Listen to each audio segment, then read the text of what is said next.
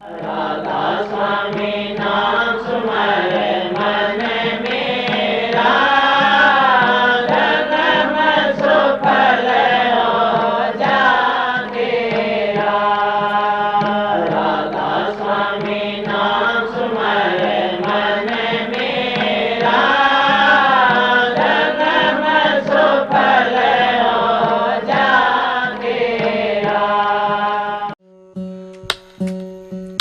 चल सतगुरु के धाम हेली तज दे सारे काम है, लेकर उनसे नाम करो तुम भजन सुबह और शाम है, लेकर उनसे नाम करो तुम भजन सुबह और शाम है। चल सतगुरु के धाम हेली तज दे सारे काम है, लेकर उनसे नाम करो तुम भजन सुबह और शाम है, लेकर उनसे नाम करो तुम भजन सुबह और शाम है।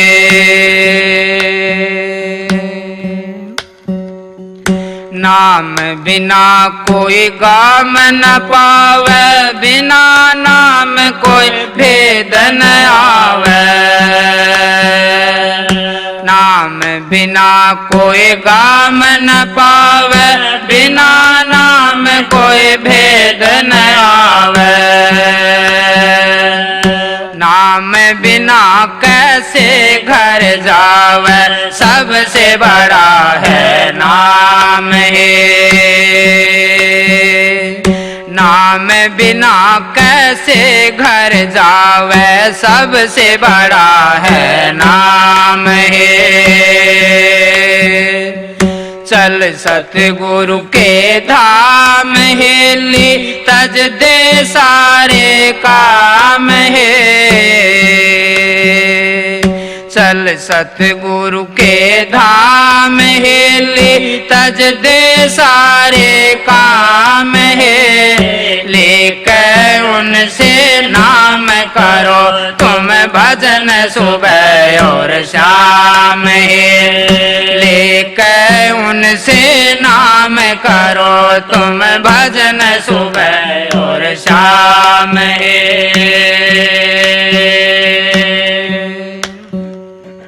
नाम बिना कोई खत न आवे, नाम बिना जग धके खावे। नाम बिना कोई खत न आवे, नाम बिना जग धके खावे। नाम बिना नुगरा कहलावे, भोग कष्ट तमाम है। नाम बिना नुगरा कहलावे, भोग कष्ट तमाम है। चल सतगुरु के धाम हेली तज दे सारे काम है। चल सतगुरु के धाम हेली तज दे सारे काम है, लेकर उनसे नाम करो तुम भजन सुबह और शाम है, लेकर उनसे नाम करो तुम भजन सुबह और शाम है।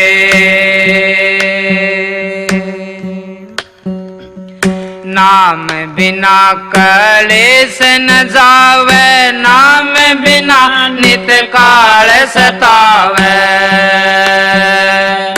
नाम बिना कलेश न जावे, नाम बिना नित काल।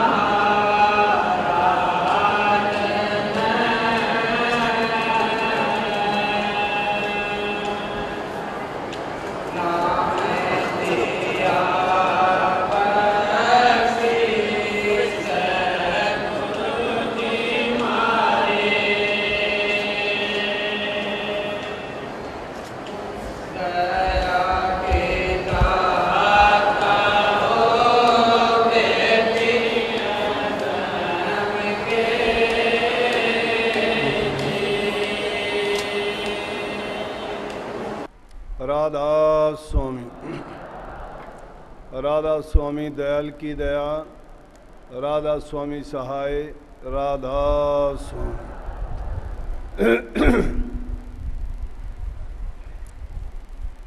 प्यारी साध संगत जियों, बुजुर्गों, माताओं, बहनों, भाइयों,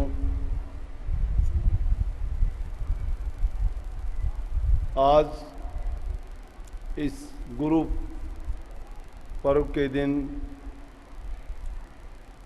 आप सभी सत्संग के लिए, दर्शन के लिए उपस्थित हुए हो। जब तक सत्संग हो, पूरी तवज्जो के साथ शांति से बैठ के सत्संग का लाभ उठाएं। थोड़ी तकलीफ आपको ज़रूर होगी, क्योंकि मौसम थोड़ा गर्मी का है, लेकिन थोड़ी देर आपको महसूस होगी, उसके बाद गर्मी नहीं लगेगी। ये आज का महान दिन आदिकाल से हमारे शास्त्रों में भी इस दिन का बहुत महत्व पाया गया है। असल में तो आषाढ़ मास का पूरे महीने का ही बड़ा महत्व है, लेकिन आषाढ़ शुक्ला पूर्णिमा को इसको हम गुरु पर्व के नाम से मनाते हैं। गुरु पूर्णिमा इसको कहते हैं। जिस प्रकार से भिन्न भिन्न त्योहारों पर किसी पर किसी देवता को या उनको मनाने का कोई ना कोई प्रयोजन होता है, उसी प्रकार से गुरु पूर्णिमा मनाने का प्रयोजन है कि गुरु की पूजा का दिन। जितने भी धर्म हैं, धर्म के मानने वाले हैं, वो इस दिन को बहुत हर्षोल्लास से मनाते हैं, क्योंकि गुरु का दर्जा सबसे ऊंचा माना गया है।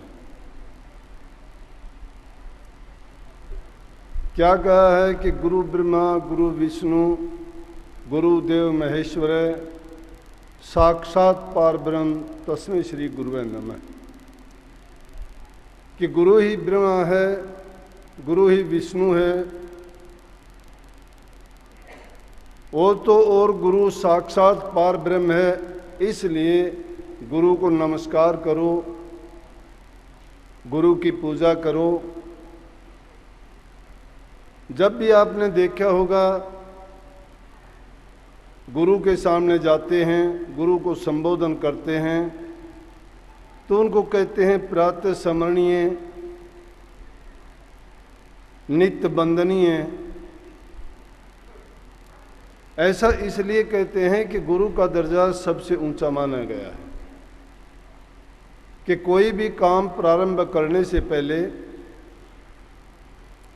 हम अपने गुरु को अपना मस्तक नवाकर, और मस्तक नवाने का मतलब होता है कि उनका जो भी वचन, जो उनका आशीर्वाद और जो भी हमारे लिए उनका हुक्म है, वो सिरोधार्य है। इसलिए इस दिन को गुरु के लिए विशेष महत्व दिया जाता है। और वैसे भी अगर देखोगे तो इस जीव के लिए कदम कदम पर गुरु की जरूरत पड़ती है। संसार में जितने भी काम हैं जब से पैदा होते हैं, गुरु का मतलब किसी चीज़ की जानकारी देना, ज्ञान देना, उस चीज़ के बारे में हमें समझाना से प्रयोजन है। जब ही जन्म लेते हैं उसी समय से पहला गुरु माँ होता है बच्चे का।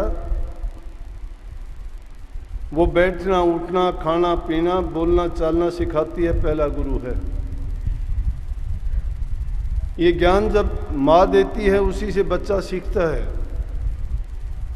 दूसरा गुरु पिता होता है, तीसरा गुरु विद्यालय में पढ़ने जाता है तो अध्यापक गुरु होता है, और जब इस समाज में आगे बढ़ता है तो गुरु जो उसके दुनियादारी के कामों को नहीं बल्कि इस जीव के कल्याण का काम करना, उसको जन्म मरण के बंधन से मुक्त करवाने का जो काम करता है, आध्यात्मिक गुरु करता है।